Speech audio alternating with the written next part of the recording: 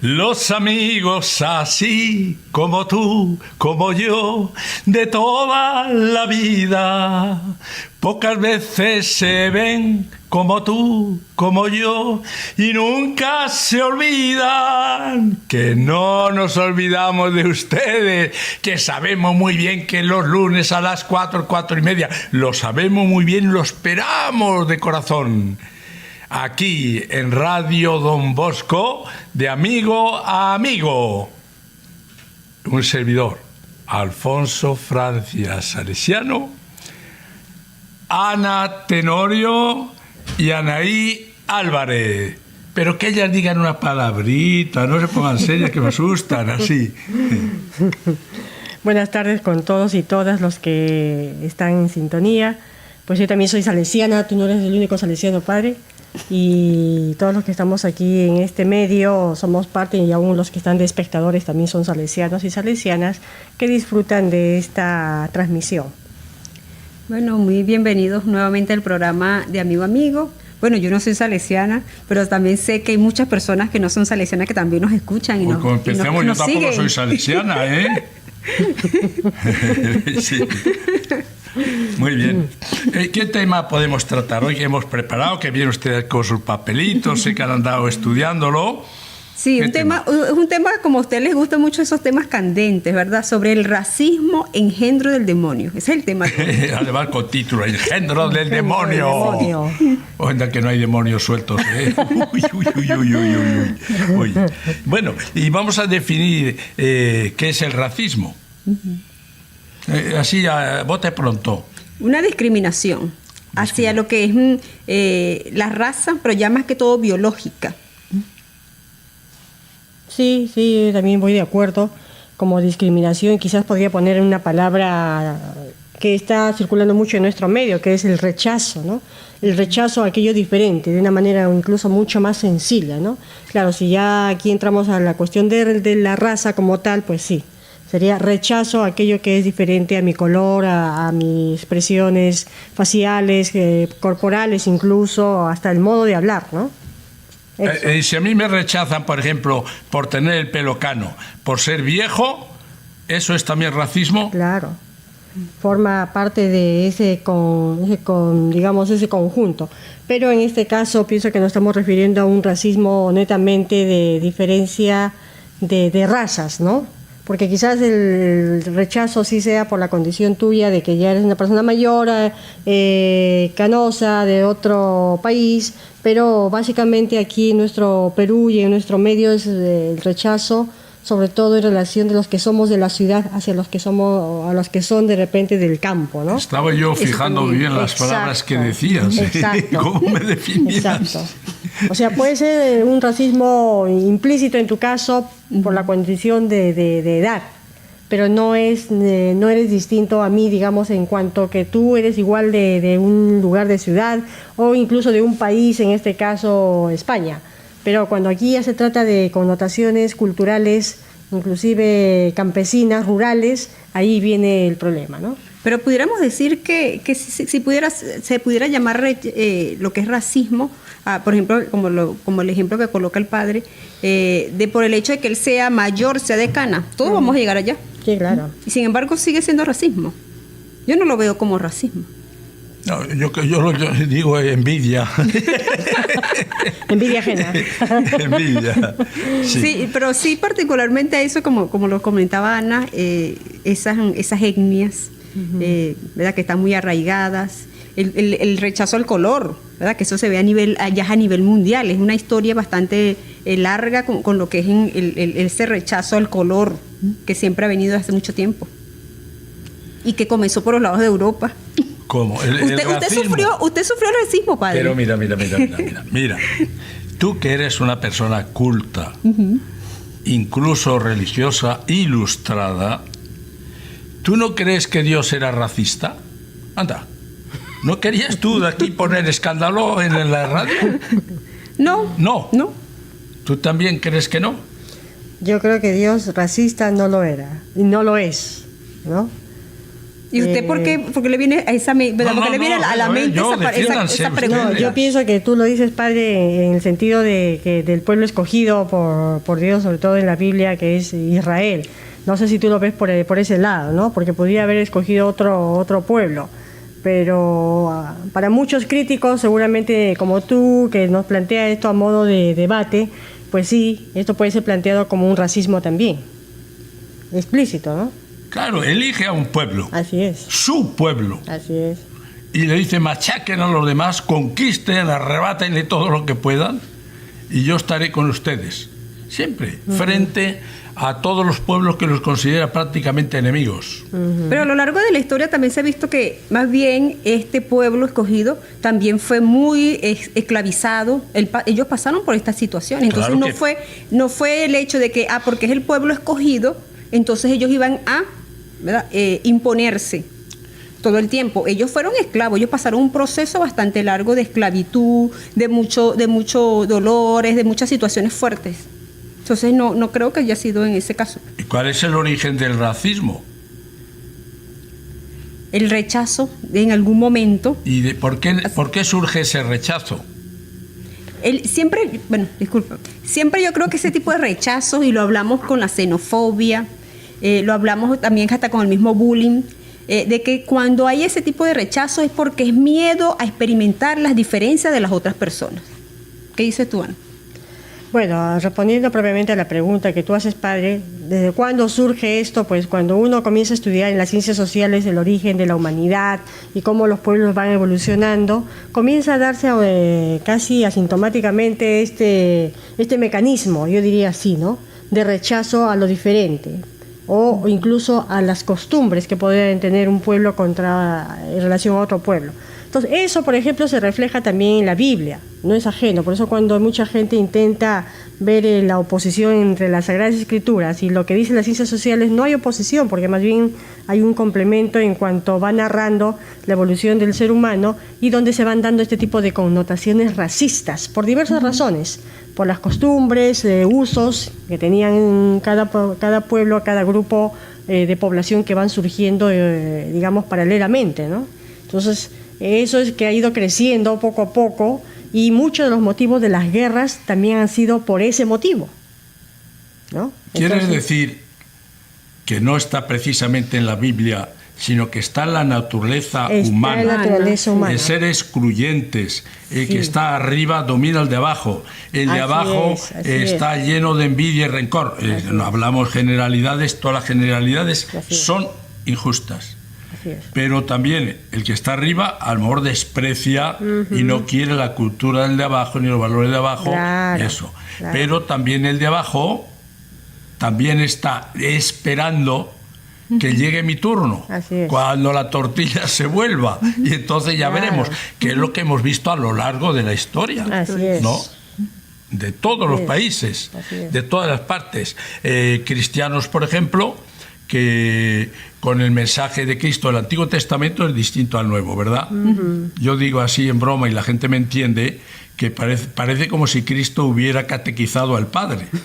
Sí. Porque el Padre era más duro. Fuerte, eso. Sí. Y Cristo trajo la bondad. La misericordia. La gente me entiende, y ustedes también, pues se ríen. Entonces, ese Cristo que implantó la bondad, la fraternidad entre todos, la maravilla del amor, que debe ser el cemento que une, que le da como la sangre que hace vivir todo como una unidad en el cuerpo, y ojalá en el cuerpo social, pues ese Cristo, que él fue pacífico y a él lo quitaron por racismo, no tanto, sino por presentar verdades y cosas que herían. Pero a lo largo de la historia sí ha habido dentro de la Iglesia, porque está la naturaleza humana, y vienen los vicios, las ambiciones, los prejuicios, las ganas de machacar a otros. En la Iglesia hemos vivido muchas situaciones racistas, y ¿verdad que sí? El Oriente, el Occidente, los blancos, los negros, a lo largo de toda la historia. Porque ha sido una jerarquía, ¿no? Siempre la Iglesia ha sido la jerarquía, y en esos tiempos yo digo que también hay mucha gente que todavía porque la iglesia ha vivido unos procesos muy largos, ¿no? Y unos procesos de conversión, yo lo veo así, como procesos de cambio, muchos cambios. Pero antes la iglesia era ese poder y ese estatus, había muchas cosas que eran fuertes en la iglesia en esa oportunidad, y a lo largo de los años. Sí. Te iba a decir, cuidado con lo que dices, pero no, te digo, di lo que tienes que decir. Pero yo pienso que al margen de la iglesia, bueno, esto se ha dado a todo nivel, sí, ¿no? Entonces la cuestión del racismo es, como bien dices, es una generalidad, pero también es una particularidad, ¿no? Entonces puede partir de lo grande hacia lo pequeño, como de lo pequeño hacia lo grande, ¿no? Entonces en ambos casos se da esta cuestión del racismo. Y está tan, digamos, enraizado de repente en unos más que en otros, pues que a lo largo de la historia se ha justificado incluso esta razón, digamos así, para que se generen los conflictos. Si uno repasa un poquito la Segunda Guerra Mundial, o sea, ¿cuál era ahí detrás? Si bien hay también cuestiones económicas, y eso te lo digo porque yo como maestra también de ciencias sociales, ahí lo he ido estudiando. Me creí que habías estado en la guerra. No estaba en esa época. Todavía. Pero sin embargo, hay una cuestión también de racismo que prevalece, ¿no? De aniquilar a esta raza como tal, ¿no? Los judíos, claro, que se vio mucho. Exacto, y eso mismo se ve en el África hasta el año casi 2000, cuando se enfrentan en dos grupos por la cuestión racismo, ¿no? En África, en cada pueblo de África por había supuesto. eso.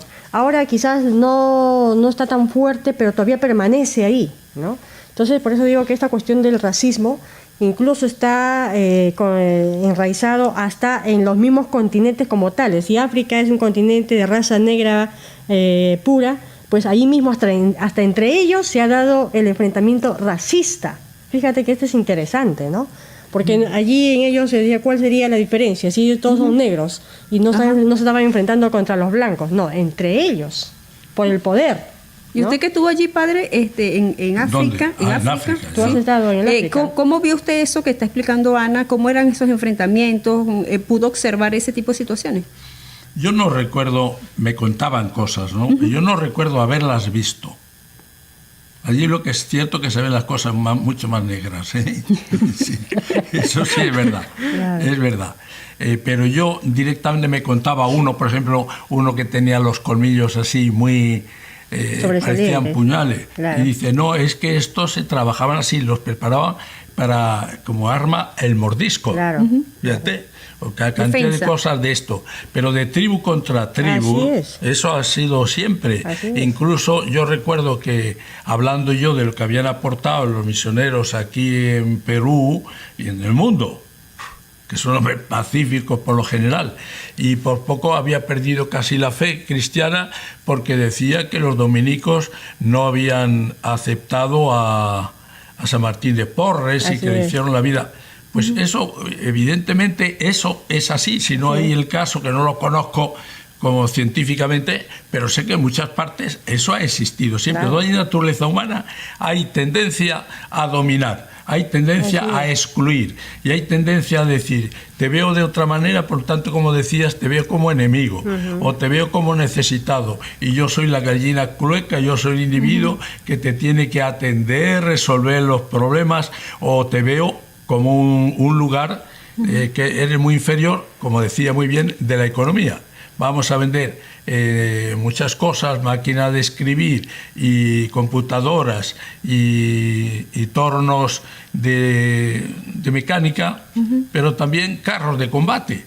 O sea que estos son inferiores, tienen poco dinero y hay que no despreciarlos exageradamente, porque si no, no nos compran. Pero nosotros somos superiores. Y hacen bien decir, a veces lo económico, otras veces lo ideológico, y otras veces por el cuerpo, por sano, por la robustez, por los recursos que se tienen, y por el color de la piel, evidentemente, también. Y además, lo más significativo, quizás lo que más se nota, es el color de la piel. Y eso en todos los lugares del mundo, ¿eh? Yo recuerdo que había una actitud muy distinta hacia los negros en la España cuando yo nací, cuando yo era pequeño, que no veías un negro por la calle. O que me pasó a mí, que yo estaba en Togo y me fui a una parte de allí ambientes rurales, y había 30 niños allí que eran todos ojos, parece que no eran más que ojos, me miraban así, claro, yo un blanco, y ellos dicen que bicharraco es este, un extraterrestre. Tú veías ojos y dientes. Sí. No estaban afilados. Sí, con toda la inocencia que tenían las criaturitas, ¿no? Pero hay muchas cosas que son naturales. Después, con el roce, con el tiempo, con la evaluación que vamos teniendo de los otros, vamos diciendo, no, si no es un enemigo. El negro no es un mono y tampoco nosotros somos los blancos o más blancos, somos también enemigos y dioses encarnados, como veían aquí a los españoles, no con los caballos que se creían que eran dioses o algo por el estilo. Es algo de la naturaleza, pero como tenemos nosotros que dar pistas de solución y todo el mundo decimos lo que todo el mundo sabe, conforme entramos en contacto muy directo, sabemos que hay negros que son tan inteligentes o más que los blancos. Por supuesto. Tan educados o más que los blancos. Tan buenos futbolistas, lo estamos constatando constantemente, como los blancos. Tan artistas, tan cantantes. Y del mundo de la danza. Y en muchas cosas son superiores a nosotros, pero solo lo sabemos cuando los contactamos. Y son personas excelentes y tienen enormes encantos humanos, también religiosos. Me parece que lo he contado, pero yo en África, en Mozambique, teníamos unos talleres que estábamos donde había animistas, musulmanes, protestantes, católicos, y yo creo que había alguien más todavía de alguna raza distinta. Pero rezábamos, porque yo me unía a su rezo, y cantaban, y nadie sabía quién era quién. Y en el trato ordinario tampoco ante Dios, todos iguales. Pero es que entre nosotros, cuando nos conocemos o queremos, somos también muy iguales, muy iguales. Cambia una poquita cosa que a lo mejor con la cultura se quitan las distancias y nosotros logramos parecernos más a ellos en algún aspecto que son tan positivos y ellos a nosotros en otros aspectos que son. Y eso dícese del peruano con el ecuatoriano, que en parte enemigo y ser chileno, pues mucho más todavía. Fíjate, pero eso, cuando hay conocimiento, hay fiestas juntos, cuando hay sufrimientos y desgracia juntos, es cuando los humanos nos acercamos y quitamos muchas distancias. Es como, pongo el ejemplo, en un partido de fútbol. Yo pongo el ejemplo en Madrid-Barcelona porque Madrid tiene más categoría, evidentemente, todo el mundo lo sabe. Pero el Barcelona ha ganado también algún tiempo. Pero dos que sean madridistas, aunque sean de distinto partido político, enemigos, a la hora del partido de fútbol, eso les aúna. Y son capaces de abrazarse, de tal. Y sin embargo, en la vida no. Hay cosas que nos unen, el conocimiento y determinados sentimientos, y hay cosas que nos distancian. Así es. Sí. Aquí en Perú, tú como peruano y que no eres precisamente de Lima, ¿cómo ves tú ese tipo de racismo? Bueno, aquí el racismo no solamente está presente, digamos, desde la época de la conquista, ¿no? Ya desde antes de la misma llegada de la cultura española, pues ya existía también estos índices de racismo entre las culturas pre-incas, ¿no? Por eso es que decíamos hace un momento, ¿no? Como que esto siempre ha estado presente, como este rechazo a lo diverso, como que ha estado presente en la historia de la humanidad, ¿no? Y bueno, es muy creciente todavía aquí en nuestro país, los índices de racismo son muy fuertes, sobre todo en relación a quienes vienen de las zonas rurales, en este caso de nuestra serranía, ¿no? Solamente por el hecho de que no se habla el castellano fluidamente, y entonces ya de por sí hay un rechazo. Si están con sus atuendos propios, aún más todavía, ¿no? Entonces genera todavía mucho racismo aquí en Lima, ¿no? Sin embargo, hay una paradoja aquí en nuestro medio, porque por un lado se promueven los valores propios de nuestro país como tales y se resalta aquello bonito, y incluso hasta parte de este vestuario lo acogemos, lo asumimos, pero a la hora a veces del trato como trato, pues no se da, ¿no? O sea, permanece igual el racismo medio solapadamente allí y se rechaza, digamos, a estas personas que vienen en estas condiciones. E incluso, como dice aquí el padre Alfonso, pues yo soy testigo de que muchos de estos jóvenes campesinos, por ejemplo, tienen una inteligencia tal y una habilidad tal que solo falta para darles esa oportunidad y emprenden. A veces ¿no? le falta palabra. Exacto. O le falta una firmeza, porque se encuentran casi, a lo mejor, si no rechazados, por lo menos casi tolerados, a veces claro. con pasión. Así pero es. La inteligencia, las habilidades sociales y todo eso increíbles. Son una maravilla. Sí, increíbles. A mí me ha extrañado mucho en Perú, cuando llegué, hace ya casi 11 años, que hubiera tanto racismo. Es que me extrañó mucho, porque decir, bueno, pero si ha habido unas culturas, echaron aquí a los españoles con la independencia, lo lógico que estuvieran muy unidos, ¿no? Pues no, señor.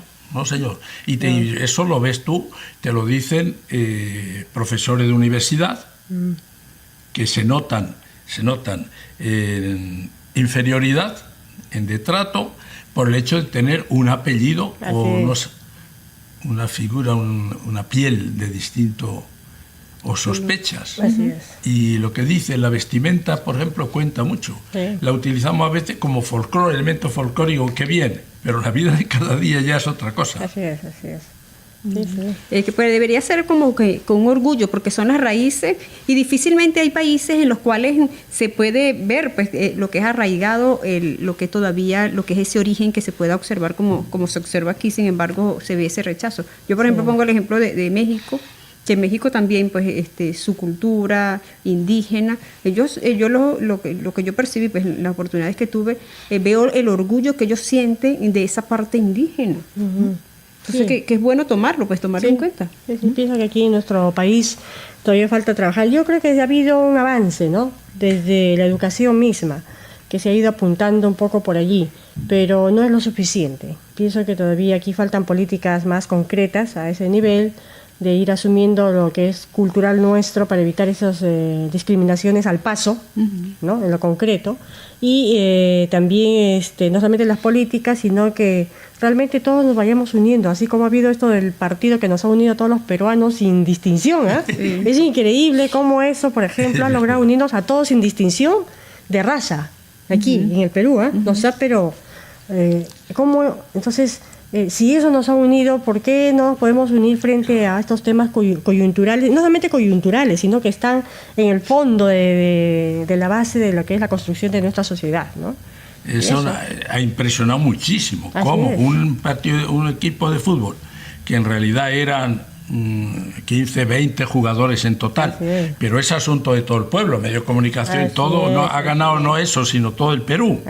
Pero hay que ver cuando se puso tanta energía, tanta unidad, tanto orgullo de raza, por así decir, lo que ha sido capaz de engendrar. Si eso se hiciera en todos los campos de la cultura, del arte, de la educación, de la política, Perú podía ser muchísimo más grande, pero como tenga líderes de esta categoría, tanto políticos como culturales, como religiosos, como empresariales, será siempre un pueblo en inferioridad, que si no se lo comen otros, se lo comerá ellos mismos. Se comen, porque a mí me extraña también por ese interés, sin duda, de aunar fuerza y darle más vigor al pueblo de Perú como país, la cantidad de cosas que se hacen que son patrióticas y en algunos aspectos, en algunos lugares son patrioteras,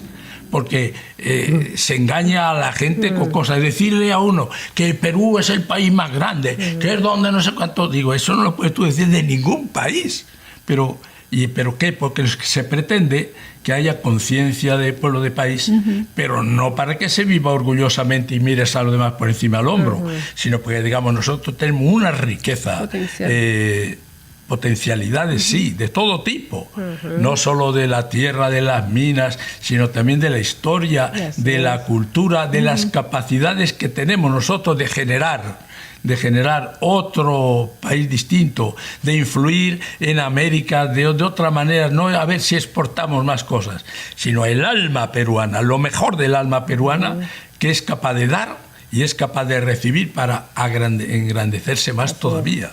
Esa mística que nosotros veíamos el otro día también con venezolanos, la mística de decir que es que nosotros no somos unos desgraciados emigrantes que venimos a buscar trabajo y a mendigar y tenemos que pasar por todas las discriminaciones, xenofobia y estas cosas. No, nosotros tenemos que plantarnos aquí y decir con nuestros valores, vamos a hacer nosotros un Perú grande, una persona grande, un Perú de calidad humana, dispuesto a engrandecer su cultura y su esquema de valores y también exportarlos, que es una manera de volver a Venezuela o a otro país, ¿verdad?, con esa capacidad y no estar como derrotados, como buscándose un agujero, un sitio que evidentemente cuando el estómago aprieta, pero lo otro hay que generarlo. La idea es buscarle esa vuelta y de las situaciones fuertes y drásticas sacar lo positivo y tener otra mentalidad, otro punto de vista para ver las cosas. Lo que es, por ejemplo, a nivel, ya se sabe pues el problema que de Perú pues con respecto al racismo, a nivel de colegios, de escuelas, ¿cómo se maneja esta situación? Las políticas, ¿qué conocimiento tienes al respecto? Bueno, a nivel de las escuelas en general, se trata mucho, sobre todo en estos cursos que son de letras, ¿no? El caso del curso de... ya ha cambiado el nombre porque ya estoy desligada de las escuelas propiamente, pero era el curso de Familia y Civismo, donde mucho se veía este tema del racismo como tal, pero no solamente en esta área, sino, por eso digo, en varios cursos de letras, ¿no? En la misma área de educación religiosa. Pero, ¿qué es lo que aquí sucede? Que una cosa es lo que se da en la escuela y otra cosa es lo que se vive en familia. Entonces, claro, a veces lo de las familias está más enraizado en los propios estudiantes que en lo que se pueda hacer en las escuelas. Entonces, por eso es que es importante que la educación propiamente que se da en las familias realmente sea una educación antirracista, digamos, ¿no? Que no promueva el racismo, sino más bien que esté en contra de este tipo de racismo en todos sus tintes, sus matices que pueda tener, ¿no? Entonces la escuela prácticamente es un complemento. ¿Podemos lograr mucho? Sí, porque está dentro de las políticas o también de las líneas de acción educativas en general, ¿no? Pero a veces es poco si es que en casa esto no tiene el soporte necesario, ¿no? Eso sí yo lo he observado en tantos años dedicada a la educación en colegios, ¿no? Y ya que hablas de la educación, hablando de mi propia experiencia, pero creo que es muy universal, en la medida en que nosotros nos relacionamos con muchas culturas, muchas etnias, y vemos la calidad de la persona y lo propio de la cultura que tienen, somos mucho más abiertos. Yo, por ejemplo, tengo cantidad de poemas que ahora viendo, hay que ver la cantidad de poemas que tengo yo, precisamente cantando la unidad, la fraternidad y la lucha contra estas discriminaciones tan enormes, ¿no?, que se dan. Claro. Y lo tengo como orgullo. Y llego a decir, con algunas veces, delante de algún ministro de aquí de Perú, diciendo, es que mire ustedes, las fronteras, o ese espíritu que decía antes Politicastro, para engañar a la gente para crear un sentido de pueblo, digo, las fronteras son un engendro del demonio, de los políticos y de los imbéciles. Porque en la medida que nosotros estamos libres, abiertos a la gente, todo, lo mexicano, estupendo, lo otro, estupendo, todos. Pero como venga alguien que te envenene, te empieza a decir que Huancayo y todos los de Huancaíno, los demás nos están robando, comiendo, y viene otro y destruimos toda la fraternidad, el sentido de la hermandad, de la igualdad, y todo así. ¿Tiene algún poema, padre? Poema, bueno, por decir uno... Antes que se acabe el tiempo. Pero no lo voy a leer porque es largo. Mira, pero uno de esos por decir, simplemente le dice el niño Jesús a María, la Virgen, mamá, yo quiero ser negro. Esto me lo ha inspirado. ¿Lo qué? El espíritu no a través del corazón, porque lo siento así. Lo siento así. Y todos conocemos aquella canción, ¿no? Aquella canción seguro, de Angelitos Negros, ¿no? Era así. Y yo encontré aquí la letra y la voy a cantar. Evidentemente, como no tengo orquesta, no lo he ensayado tanto y no lo hago tan bien, no tengo tan buena voz como los cantantes de rango, pero a lo mejor lo siguen. Quédense con el mensaje. Pintor nacido en mi tierra, con el pincel extranjero, pintor que sigues el rumbo de tantos pintores viejos, aunque la Virgen sea blanca, píntame angelitos negros que también se van al cielo, todos los negritos buenos. Pintor que pintas con amor, ¿por qué desprecias su color si sabes que en el cielo también los quiere Dios?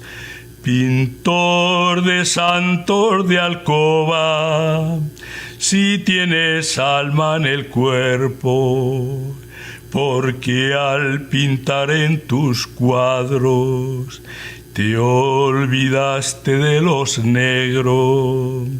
Siempre que pintas iglesias, pintas angelitos blancos, pero nunca te acordaste de pintar un ángel negro. Pintor que pintas con amor, ¿por qué desprecias mi color si sabes que en el cielo también lo quiere Dios? Bueno, ahí queda el mensaje. Claro. Sí, Es una canción efectivamente. bonita. Tiene que tener Dios, tiene que tener rodeado de ángeles negros también, seguro. Lo mismo que dije el otro día, que algún ángel es femenino, todos ponen masculino. Así es. Todos, no. Tiene Quita que una haber- angelita, padre, quita una. No, Más mi inclusive. madre que se llamaba Ángela. Bueno, amigos, que esto se acaba y qué pena, pero todos los días, los lunes a las 4 de la tarde, aquí en Radio Don Bosco, tendremos un tema interesante, candente, de esos que se agarra al estómago. ¿Eh? Pásenlo bien, sean felices. Gracias, ilustres damiselas. Gracias a ti, padre. Pásenlo bien. Pásenlo bien. Hasta la próxima.